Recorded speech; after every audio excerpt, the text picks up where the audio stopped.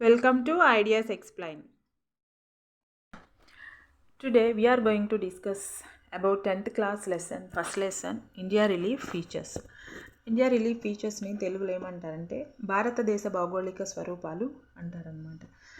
భౌగోళిక స్వరూపాలు అనేవి భారతదేశానికి ఒకదానికి సపరేట్గా ఉంటాయా, అలానే కంట్రీకి డిఫరెంట్గా ఉంటాయా, లేకపోతే కంట్రీకి సేమ్ ఉంటాయా, అవన్నీ కూడా మనం ఈ లెసన్లో డిస్కస్ చేద్దాం.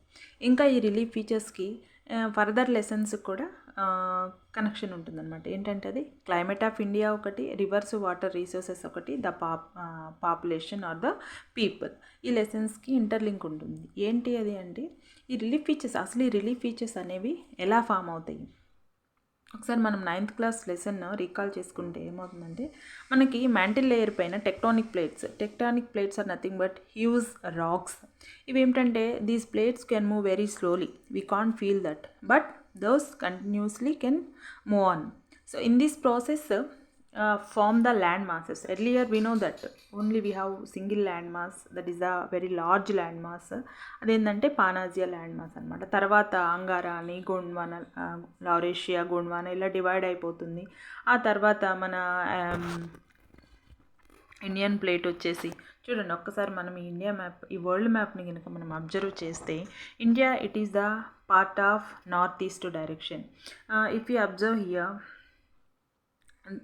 this 0 degrees parallel line is nothing but equator. So this is the separate the India two equal parts, northern part and the southern northern hemisphere and the southern hemisphere also.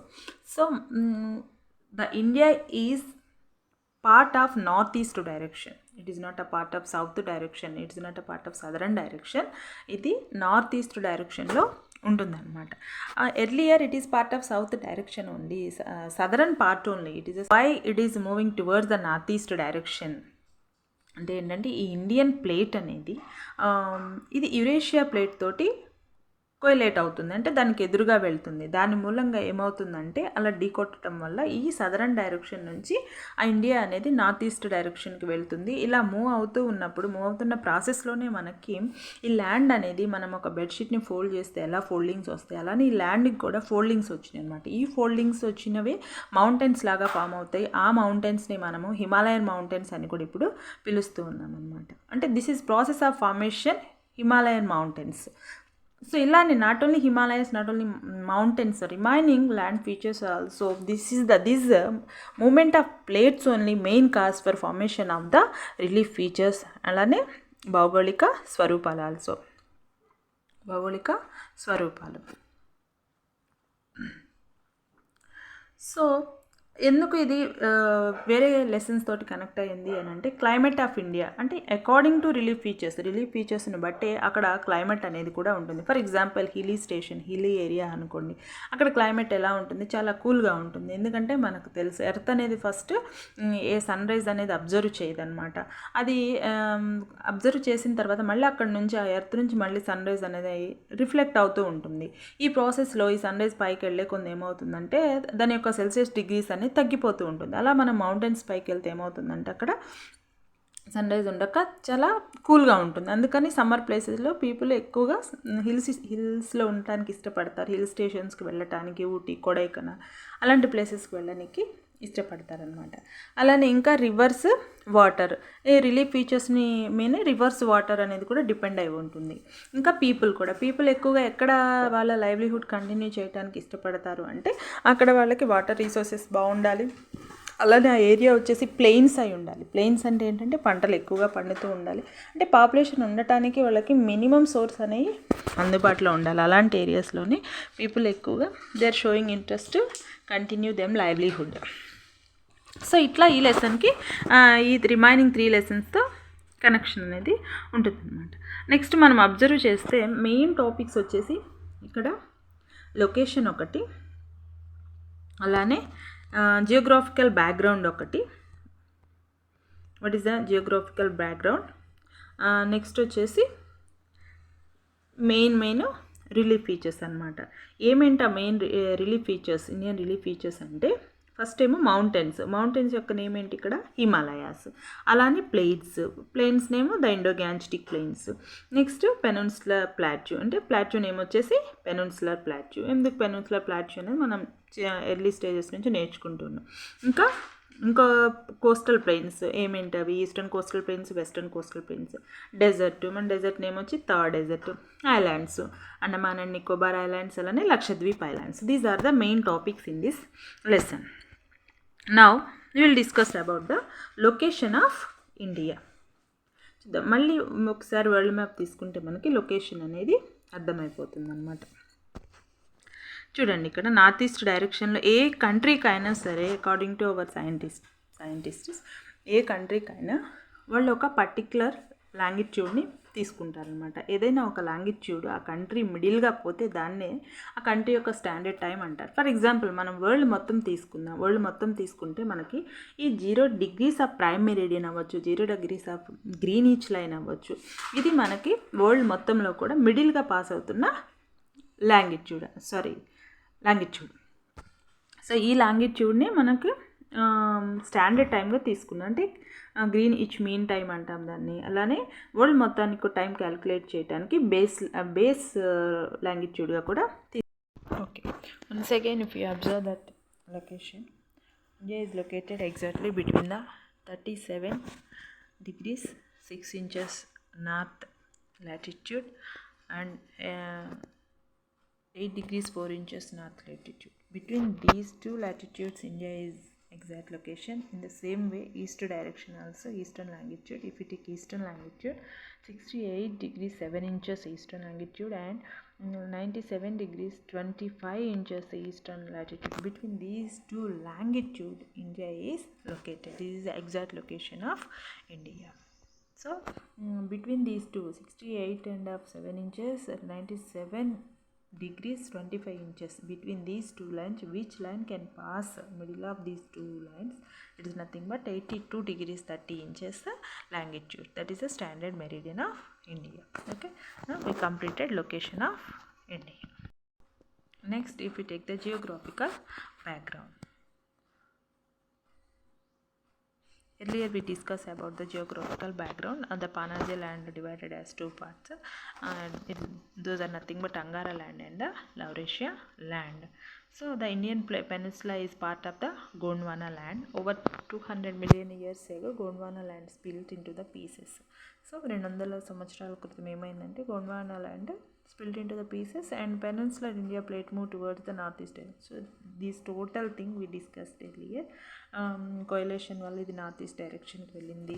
అలానే formation of Himalayas కూడా మనము discuss చేసుకున్నామన్న. అంటే ఏంటంటే ఎప్పుడైతే Indian plate అనేది north east డైరెక్షన్కి move అవుతుంది, ఎందుకు మూవ్ అవుతుందంటే it's collided with the Eurasian plate. ఇది యురేషియన్ ప్లేట్తో ఢీ కొట్టినప్పుడు ఏమవుతుందంటే ఈ ల్యాండ్ అనేది మనం బెడ్షీట్ని ఫోల్డ్ చేస్తే ఎలా ఫోల్డింగ్స్ వస్తాయి అట్లా ఫోల్డింగ్స్ వచ్చినాయి. ఈ ఫోల్డింగ్స్ కాస్త ఫోల్డెడ్ మౌంటైన్స్ లాగా ఫామ్ అయినాయి. ఈ ఫోల్డెడ్ మౌంటైన్స్ని మనము హిమాలయాస్ అన్నాం. This is the process of formation of Himalayas అని కూడా డిస్కస్ చేసుకున్నాము. మనకి ఈ the Indian land mass displayed great relief variation. The peninsular plateau is one of the most ancient land blocks on the earth surface. So this is the geographical background of India. So then uses Himalayas అటన్నిటి కూడా next Himalayas discuss చేసుకుంటారు. Next వచ్చేసి major relief డివిజన్స్ని తీసుకుందాం. ఇప్పుడు major relief divisions మనకు తెలుసు, mainly 6 ఉన్నాయి అనుకున్నాం. First one వచ్చేసి హిమాలయాస్ అనమాట. ఈ హిమాలయాస్ వెస్ట్ టు ఈస్ట్ డైరెక్షన్కి స్ప్రెడ్ అయి ఉంటాయి. ఇవి నియర్లీ 2400 కిలోమీటర్స్ ఉంటాయి. వాటి విడ్త్ వచ్చేసి 500 kilometres and west region 200 kilometres and central east region also western region 200 kilometres central eastern region. So ఇలా స్ప్రెడ్ అయిందనమాట ఈ హిమాలయస్ అనేవి. It is the border in western region. There are also altitudinal variation across the region. The Himalayas comprise 3 parallel ranges కదా. మనం ఒకసారి చూసుకుంటే Himalayas 3 parallel రేంజెస్గా divide అయి ఉన్నాయి. These ranges are separated with deep valleys and extensive plateaus also. అంటే వీటి మధ్య valleys చూడొచ్చు మనం, అలానే ప్లాట్యూస్ కూడా చూడొచ్చు అనమాట. సో ఫస్ట్ మనం తీసుకుంటే హిమాద్రి అనమాట. సెకండ్ వన్ వచ్చేసి హిమాచల్. థర్డ్ వన్ వచ్చేసి శివాలిక్. ఈ హిమాద్రిని గ్రేటర్ హిమాలయస్ అని కూడా అంటామన్నమాట. ఈ ఫస్ట్ రేంజ్ ఇవి ఎంత లెంత్ ఉంటుందంటే వీటి 6,100 metres above mean sea level. వీటి హైట్ వచ్చేసి 6,100 మీటర్స్. అలానే greater Himalayas are composed snow and ice cover. మనకు తెలుసు హిమాలయస్ అని ఆల్వేస్ కవర్ విత్ స్నో. ఈ గ్లేషియర్స్ వల్లే మనకి అక్యుములేట్ అయ్యి ఐస్ కాస్త వాటర్గా ఫామ్ అవుతుంది. ఈ గ్లేషియర్స్ మూవ్ అవుతూ ఉంటాయి. ఈ మూవ్ అవుతున్న ప్రాసెస్లో మెల్ట్ అవుతాయి, వాటర్ లాగా ఫామ్ అవుతాయి. This is the main cause for formation of the perineal reverse also. Perineal reverse nothing but reverse can flow through out the year. So the portion of range found south of greater Himalayas, అంటే greater హిమాలయస్కి south డైరెక్షన్లో ఉన్న వాటిని మనము lesser Himalayas, అలానే హిమాచల్ అని పిలుస్తాం అన్నమాట. These range mainly composed with highly compressed rocks. అంటే ఇవి రాక్స్ తోటి ఫామ్ అయి ఉంటుందన్నమాట, compressed rocks. The height ranges అంటే గ్రేటర్ హిమాలయస్ వచ్చేసి 6,100 మీటర్స్. అలానే ఈ హిమాలయల్ వచ్చేసి 3,700 to 4,500 మీటర్స్ అనమాట. ఇక్కడ మనకు కొన్ని ఇంపార్టెంట్ రేంజెస్ని కూడా చూడవచ్చు ఈ రీజియన్లో. ఏంటవి అంటే పిర్పంజల్, అలానే మహాభారత. ఏంటా ఇంపార్టెంట్ రీజన్స్ అంటే Pir Panjal and Mahabharata ranges from the important ranges of the region, Himachal region. Next వీటిని లెస్సర్ హిమాలయస్ అని కూడా మనం అనుకున్నాము. వీటిల్లో వ్యాలీస్ చూడొచ్చు మనం, ఫేమస్ వ్యాలీస్. అవి ఏంటి ఆ ఫేమస్ వ్యాలీస్ అంటే Kashmir, the Kangra and Kullu. So ఈ కాంగ్రా, కులు అనేవి కాశ్మీర్లో ఉంటాయి. అలానే హిమాచల్ ప్రదేశ్లో కూడా ఉంటాయి అన్నమాట. కాంగ్రా, కులు ఇన్ హిమాచల్ ప్రదేశ్.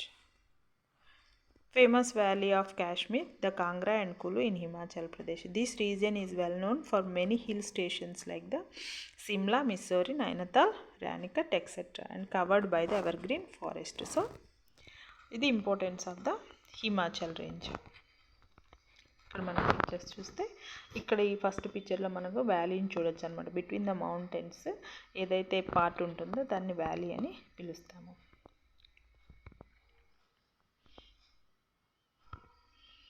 నెక్స్ట్ వచ్చేసి సదరన్ హిమాలయ, సదరన్ రేంజ్ తీసుకుంటే మనం దాన్ని శివాలిక్ అని పిలుస్తామన్నమాట. దీన్ని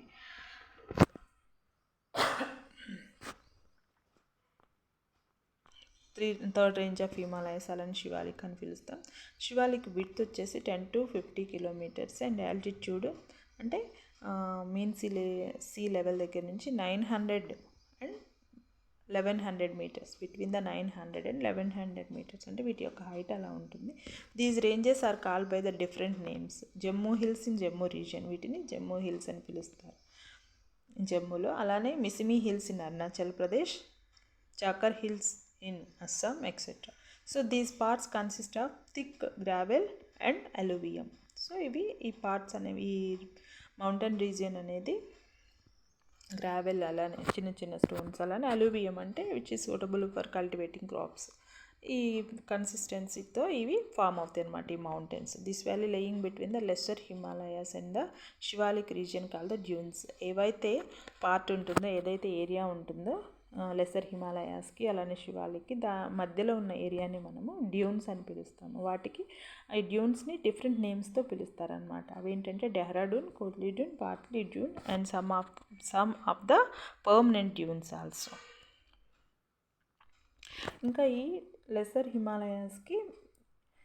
హిమాలయాస్ కాకుండా ఈ హిమాచల్ ఆర్ శివాలిక్ రీజియన్ బ్రహ్మపుత్ర వ్యాలీకి ఉంటుంది.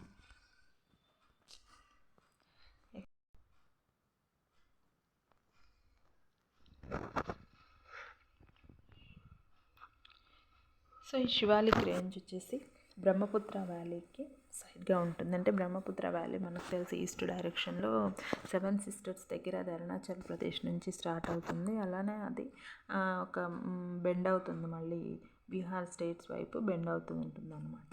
అంటే అలా బ్రహ్మపుత్ర వ్యాలీ పక్కన ఈ రీజియన్ అనేది కూడా బెండ్ అవుతుంది. ఇట్లా ఈ శివాలిక్ రేంజ్ అనేది ఎప్పుడైతే హెయిర్ పిన్ టర్న్ తీసుకుంటుందో ఆ టర్న్ అయిన దగ్గర ఉన్నటువంటి ఆ 7 సిస్టర్స్లో ఉన్నటువంటి ఈ హిమాచల్ రీజియన్స్ని పూర్వాంచల్ రేంజ్ అని పిలుస్తారనమాట.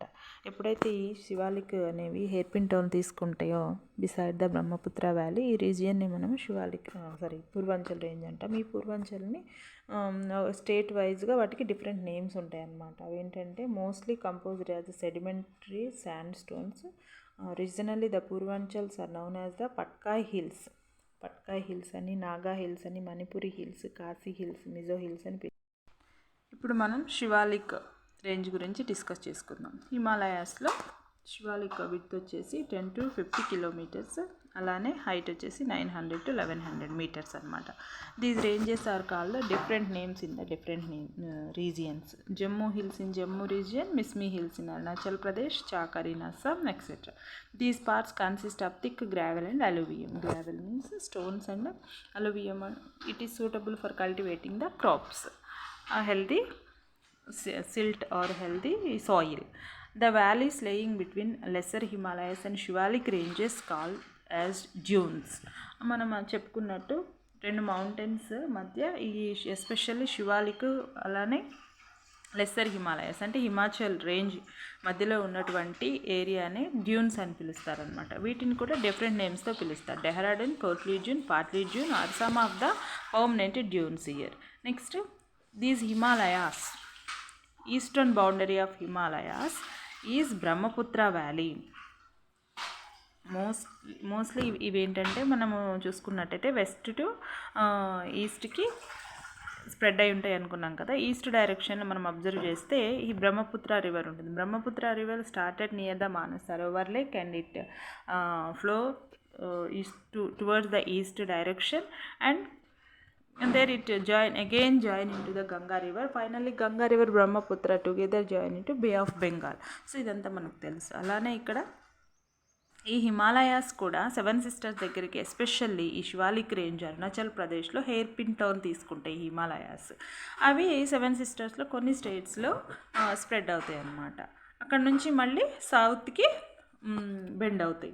సో ఇలా బెండ్ అయిన ఈ శివాలిక్ రేంజ్నే మనము పూర్వాంచల్ అని పిలుస్తామన్నమాట. ఈ పూర్వాంచల్ మౌంటైన్స్ కూడా డిఫరెంట్ స్టేట్స్లో డిఫరెంట్ నేమ్స్తో పిలుస్తాం. వాటి యొక్క నేమ్స్ ఏంటి అంటే Patkai hills, Naga hills, Manipuri hills, Khasi and Mizo hills అన్నమాట.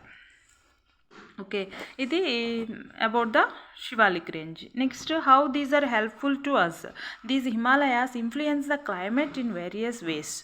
అంటే ఈ హిమాలయాస్ వల్ల మనకి క్లైమేట్ అనేది ఎస్పెషల్లీ మనకి ఈ రెయిన్స్ ఉంటాయి కదా, monsoon rains. These Himalayas are main cause for formation of rains as well as these protecting us from cold winds. అంటే చలి రాకుండా, సెంట్రల్ ఏషియా నుంచి వచ్చే చలి రాకుండా సివియర్ వింటర్లో మనకి ఇవి వాల్ లాగా ఉంటాయి అన్నమాట. అలానే సమ్మర్ రెయిన్స్కి, మాన్సూన్కి కూడా ఇవి మెయిన్ కాజ్ అని మనం అనుకున్నాం. అలానే Western Ghats of India, Western Ghats, Eastern Ghats కూడా ఇవి mountains. These are not main cause for the monsoon rains. ఎందుకంటే వెస్టర్న్ ఘాట్స్, ఈస్టర్న్ ఘాట్స్ ఇవి స్నోతో కవర్ అయి ఉండవు. కానీ హిమాలయ స్నోతో కవర్ అయి ఉండటం వల్ల ఏమవుతుంది అంటే ఇవి త్రూ అవుట్ ద ఇయర్ మనకి రెయిన్ఫాల్కి మెయిన్ కాజ్ అవుతాయి అన్నమాట.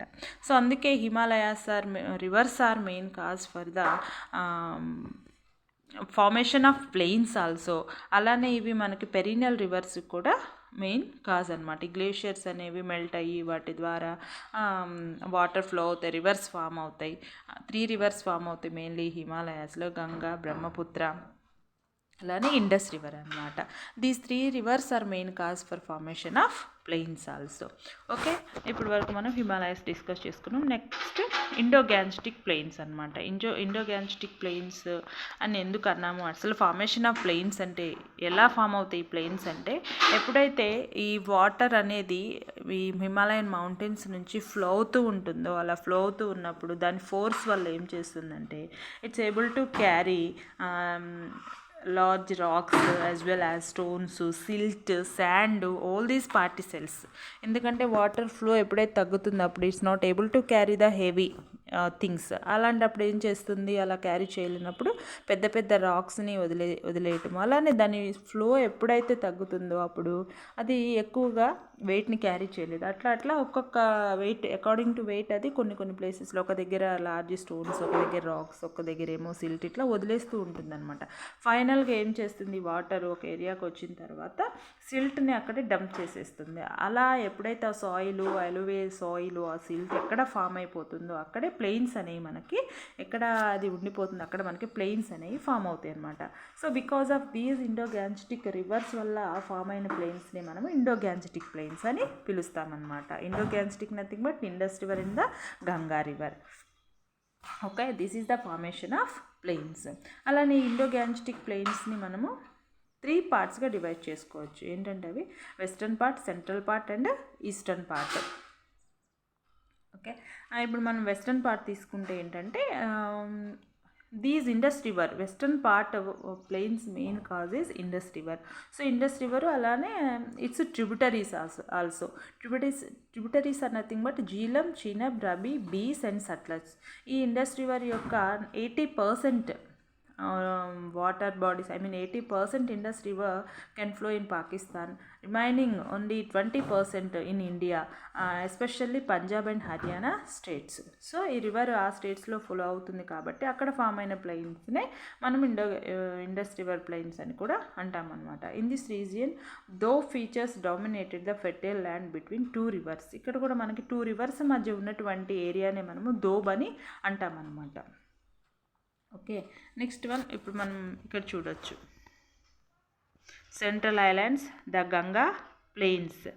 అలానే ఇక్కడ హిమాలయస్ చూడండి, హిమాలయస్ నుంచి వాటర్ ఫ్లో అవుతూ ఉన్నప్పుడు ఎక్కడైతే అది సిల్ట్ని లీవ్ చేసేస్తుందో అక్కడ ఫామ్ అయిన ఈ గ్రీనరీ ఏరియా మొత్తం మనము ప్లెయిన్గా అనుకోవచ్చు అనమాట. నెక్స్ట్ వచ్చేసి గంగా ప్లెయిన్స్. గంగా ప్లెయిన్స్ వచ్చేసి main cause Ganga river. Ganga river it's extended from reverse Ghaggar to తీస్తా. ఈ part mainly spread in the Uttar Pradesh. అంటే గంగా రివర్ అలాగా ప్లెయిన్స్ అనేవి Uttar Pradesh, Bihar, partly in Haryana, Jharkhand, west Bengal, ఈ స్టేట్స్లో మనము ఈ గంగా రివర్ ఫ్లోని చూడొచ్చు అనమాట. అలానే Ganga, Yamuna and the tributaries, అంటే గంగాకి యమునకి ట్రిబ్యూటరీస్ వచ్చేసి Son, Kosi etcetera. Okay, next eastern part వచ్చేసేవరకు మనకి Brahmaputra river. Brahmaputra river also origin near Manas Sarovar లేకుండి and it can flow towards the east direction అనుకున్నాం కదా మనము. అంటే ఏంటి, east direction especially beside the Himalayas పక్కన ఇది ఫ్లో అవుతూ ఉంటుంది అన్నమాట. అలానే Himalayan rivers well flowing down deposit gravel and pebble sediments in narrow belt. అంటే ఏంటంటే హిమాలయస్ ఫుట్ హిల్స్ దగ్గర ఏం చేస్తాయంటే అక్కడ ఒక 8 to 16 kilometers విడ్త్లో అవి ఫుట్ హిల్స్ దగ్గర ఈ పెబల్స్ కానీ సెడిమెంట్స్ ఇట్లా కొన్ని పార్టికల్స్ని లీవ్ చేస్తుంది. లీవ్ చేసిన ఏరియానే మనము బాబర్ అని పిలుస్తామన్నమాట. ఇది ఎంత విడ్త్ ఉంటుందంటే 8 to 16 kilometers విడ్త్లో ఇక్కడ ఇది లీవ్ చేస్తుంది. అలానే small rivers and streams flow underground through the Bhabar. మళ్ళీ ఈ బాబర్ నుంచి ఆ వాటర్ అనేది మౌంటైన్స్ నుంచి వచ్చే వాటర్ అనేది ఫ్లో అవుతుంది. ఆల్రెడీ ఇక్కడ డంప్ అయి ఉన్నాయి పార్టికల్స్, ఏంటంటే అవి స్టోన్స్ అవ్వచ్చు, పెబల్స్ అవ్వచ్చు, సెడిమెంట్స్ అవ్వచ్చు. సో ఇవి డంప్ అయి ఉన్నప్పుడు వాటిపై నుంచి మళ్ళీ వాటర్ ఫ్లో అవుతూ ఉన్నప్పుడు ఏమవుతుంది అంటే ఆ వాటర్ ఎప్పుడైతే ఫ్లో అవుతుందో అప్పుడు ఈ పార్టికల్స్ నుంచి కొంచెం కొన్ని ఏమంటాం పార్ట్స్ని సపరేట్ చేసుకొని క్యారీ చేస్తుంది అన్నట్లు అనమాట. ఎప్పుడైనా మనం అబ్జర్వ్ చేస్తే ఒక స్టోను అది సన్లైట్లో డ్రై అయినప్పుడు అలానే మళ్ళీ వాటర్ దానిపైన పడినప్పుడు ఏమవుతుందంటే దాని నుంచి కొన్ని పార్టికల్స్ అనేవి డివైడ్ అయిపోయి అవి సిల్ట్ లాగా ఫామ్ అవుతుంది. అదే మనకు మెయిన్గా డస్ట్ లాగా ఫామ్ అవుతుంది, అలానే ప్లెయిన్స్ లాగా ఫామ్ అవుతుంది అనమాట. సో అలానే ఇక్కడ బాబర్ నుంచి వాటర్ ఫ్లో అవుతూ ఉన్నప్పుడు మళ్ళీ కిందకి వెళ్ళాక కొంత ఏరియాలో ఒక సిల్ట్ పార్టికల్స్ అనేవి ఒక ప్లెయిన్ లాగా ఫామ్ అవుతాయి అన్నమాట. దాన్ని మనం ఏమని పిలుస్తామంటే టెరాయ్ అని పిలుస్తాము. అది ఎలా అంటే చూడండి, ఇక్కడ మనకి ఇచ్చారు, small rivers and streams flow underground through the Bhabar and reappear in lower areas and form a swammy and marshy region called the terai. This region had thick forest and rich variety of wildlife. అంటే ఇక్కడ ఏంటంటే ఈ region అనేది మెయిన్గా ఫారెస్ట్కి form అవ్వడానికి, అంటే ఇక్కడ ఏమీ లేనప్పుడు ఏమవుతుంది, అక్కడ పంటలు పండే ఏరియాలో ఏమీ లేనప్పుడు ఆటోమేటిక్గా ఫారెస్ట్ అనేది ఫామ్ అయిపోతుంది అనమాట. అలానే it's rich variety of wildlife also. However, owing to migration at the time of Indian partition, most of the terai zone has now been cleared and used for agriculture operations. ఏమైందంటే అప్పుడు migration అయింది కదా మన India and Pakistan. ఆ టైంలో ఈ టెరాయి జోన్ని వాళ్ళు ఎలా యూజ్ చేశారంటే అగ్రికల్చర్లు కల్టివేట్ చేశారనమాట. సపరేట్ అయినప్పుడు మనకు కూడా పంటలు ఎక్కువ అవసరం కాబట్టి ఈ టెరాయి zone has now been cleared and used for agricultural operations. South of the terai region, fine available plains regions are found. This is about the Indo-Gangetic plains. Next one, Peninsular Plateau. Indian Plateau is also known as the Peninsular Plateau. It is surrounded by sea on 3 sides. ఎందుకు మనం peninsular అన్నామంటే 3 sides water 1 side land ఉంటే దాన్ని peninsular అంటాము. So ఈ ప్లాట్యూకి అందుకే peninsular plateau అని name వచ్చింది. అలా ఇండియా కూడా పెనిన్సులర్ ఇండియా అని నేమ్ వస్తుంది అనమాట. It is mainly composed of the old crystalline hard igneous and metamorphic rocks. అంటే ఇది ఎలా ఫామ్ అవుతుందంటే ఈ క్రిస్టలైన్ అలానే hard igneous and metamorphic rocks తోటి ఫామ్ అయింది ఈ ప్లాట్యూ అనమాట. దీన్ని మనం డెక్కన్ ప్లాట్యూ అని కూడా పిలుస్తాం. Large amount of metallic and non metallic mineral resources are found in this Indian plateau. ఈ ఇండియన్ ప్లాట్యూ మెయిన్ ఎందుకు అంటే మనకి యూస్ఫుల్ ఏంటంటే ఇక్కడ మనము మినరల్ రిసోర్సెస్ని ఎక్కువగా చూడొచ్చు అనమాట. It has board and shallow valley with round hills. And అంటే ఏంటి దీనికి సైడ్స్కి ఏముంటాయి, వెస్టర్న్ ఘాట్స్ ఈస్టర్న్ ఘాట్స్ ఉంటాయని మనం చూస్తాము, మ్యాప్లో మనం చూడొచ్చు అనమాట. The southern most tip of plateau is Kanyakumari. దీనికి సౌత్ డైరెక్షన్లో ఏమి చూడొచ్చు మనం అంటే కన్యాకుమారిని చూడొచ్చు. కన్యాకుమారి ఉంటుంది, సదరన్ బోర్డర్ లాగా ఉంటుంది అనమాట. ఈ ప్లాట్యూని మనము 2 బర్డ్స్ డివైడ్ చేస్తే ఏమవుతుందంటే దాన్ని సెంట్రల్ ఐలాండ్స్ దాన్నే మాల్వా ప్లాట్యూ అని, డెక్కన్ ప్లాట్యూ అని, అంటే సౌత్ డైరెక్షన్ పార్ట్ని డెక్కన్ ప్లాట్యూ అని, అలానే మనం ఇటు వచ్చేసి వెస్ట్ డైరెక్షన్ మాల్వా ప్లాట్యూ అని, ఈస్ట్ డైరెక్షన్ చోటా నాగ్పూర్ ప్లాట్యూ అని నేమ్స్ తోటి డివైడ్ చేస్తారనమాట.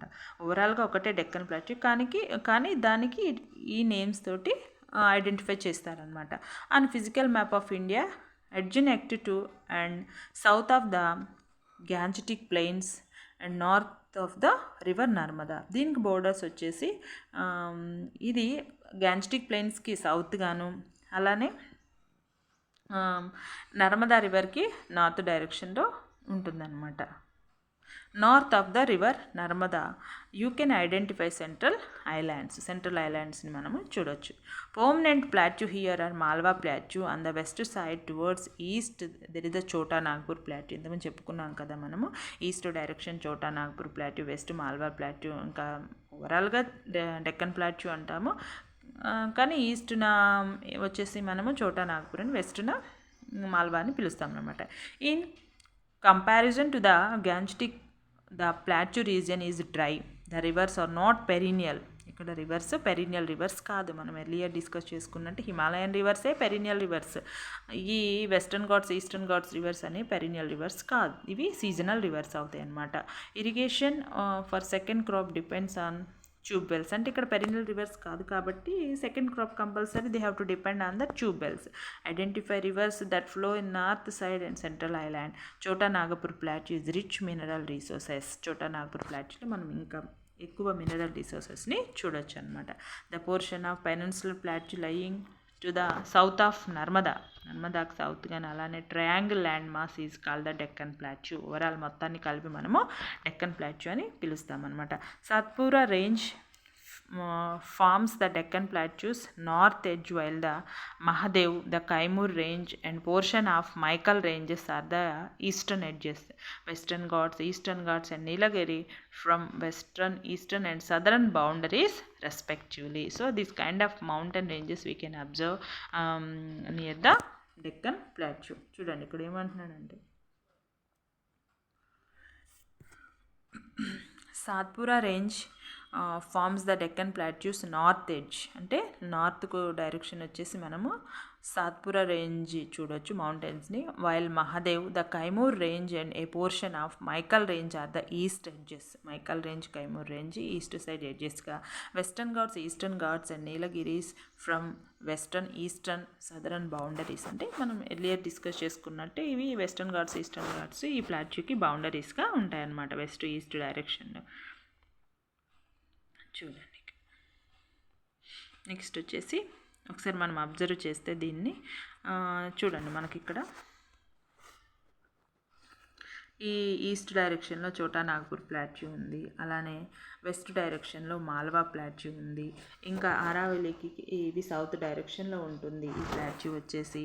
తర్వాత నర్మదా రివర్కి వచ్చేసి నార్త్ డైరెక్షన్లో మనకి ఏముంటుందంటే ఇక్కడ ఇది చెప్పుకున్నాం కదా, చోటా నాగ్పూర్ ప్లాట్యూ, మాల్వా ప్లాట్యూ ఉంటుందన్నమాట నర్మదా రివర్కి నార్త్ డైరెక్షన్. సౌత్ వచ్చేసి కిందకు వచ్చేసే వరకు మనకి సాత్పురా రేంజ్ మౌంటైన్స్ ఉంటాయి, అలానే ఇక్కడ వెస్టర్న్ ఘాట్స్ ఉంటాయి వెస్ట్ డైరెక్షన్లో, అలానే ఇక్కడ ఈస్టర్న్ ఘాట్స్ ఉంటాయి అనమాట. వెస్టర్న్ ఘాట్స్కి మధ్యలో గ్యాప్ ఏమి ఉండదు, ఈస్టర్న్ ఘాట్స్కి ఉంటుంది. అలానే ఈ ప్లాట్యూ వచ్చేసి వెస్ట్ నుంచి ఈస్ట్కి బెండ్ అయి ఉంటుంది అనమాట, అందుకే వాటర్ ఫ్లో అనేది west to east direction flow అవుతూ ఉంటాయి. Okay, this is about the plateau. Next వచ్చేసి మనకి ఇక్కడ ఇంకా కొంచెం దీని గురించి డిస్కస్ చేసుకుంటే, the Western Ghats are higher than the Eastern Ghats. Western Ghats కొంచెం హైట్లో ఉంటాయి ఈస్టర్న్ ఘాట్స్ కన్నా కూడా. అలానే ఈస్టర్న్ ఘాట్స్ మధ్య కొంచెం గ్యాప్ ఉంటుంది, వెస్టర్న్ ఘాట్స్ మధ్య గ్యాప్ ఉండదు. అలానే వెస్ట్ టు ఈస్ట్ డైరెక్షన్ ఈ ప్లాట్యూ అనేది బెండ్ అయి ఉంటుంది అనమాట. The Western Ghats extended for 600 kilometers near Gudaluru. Nilgiris join the Western Ghats and rise to over the height about the 2000 meters. The farms hill stations అంటే Udhagamandalam, popularly known as Ooty, is located in Nilgiris.